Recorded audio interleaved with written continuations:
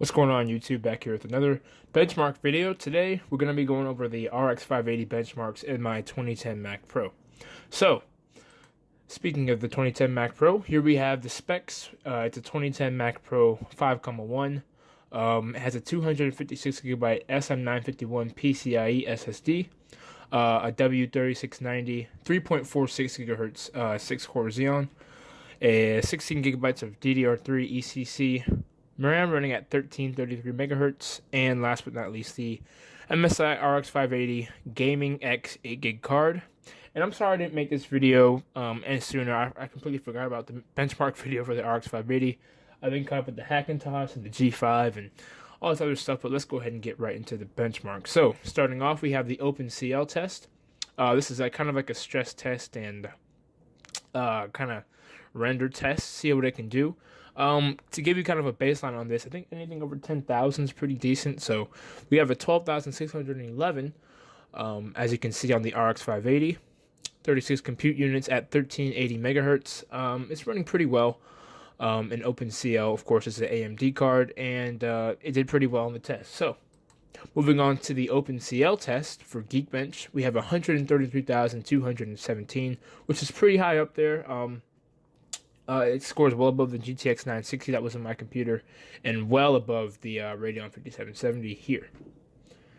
Looking at the metal score for the RX 580, we have 36,673, which again, isn't bad. But metal really isn't, too optimized right now. And it's not really a benchmark you want to base your purchasing decision on, just because it's not really relevant to a lot of people. But I included it in there just to have a comprehensive benchmark video. So moving on to a gaming benchmark, we have Unigine Heaven benchmark 4.0. As you can see, I ran it at OpenCL. Unfortunately, couldn't run it at OpenCL, but it's okay. 1920 by 1080, 2x anti-aliasing, windowed with a custom preset, ultra settings. I think those things are kind of too much for the card. I could have run it at 1080 full screen, and I don't think I've really done that right, but just to give you a general idea what you're going to get in Mac OS, you got 55.8 average frames per second with an overall score of 1406, minimum frames per second 11.4, maximum 97.4. So this is pretty decent performance out of the RX 580 in Mac OS. Now, last but not least, the RX 580 BruceX benchmark test, which I did run on the Mac Pro. This footage that you're about to see right now is run on the Hackintosh, but I did run it about 5 or 6 times on the Mac Pro, and it consistently ran 19 to 20 seconds on the BruceX benchmark.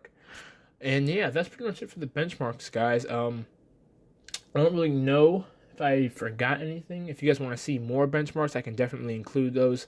This is a kind of a short and sweet benchmark video. This video was supposed to be out a long time ago, like back, I think, how long have I had this card? A month? It should have been out, and I'm sorry for that. I completely forgot about it. Like I said earlier, I had the Hackintosh, and I had the Mac G5, and it's just a bunch of crap going on. But I hope you guys enjoyed the video.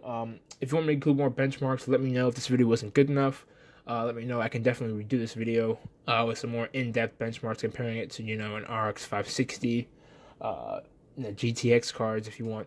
So thank you guys for watching, and I'll see you later.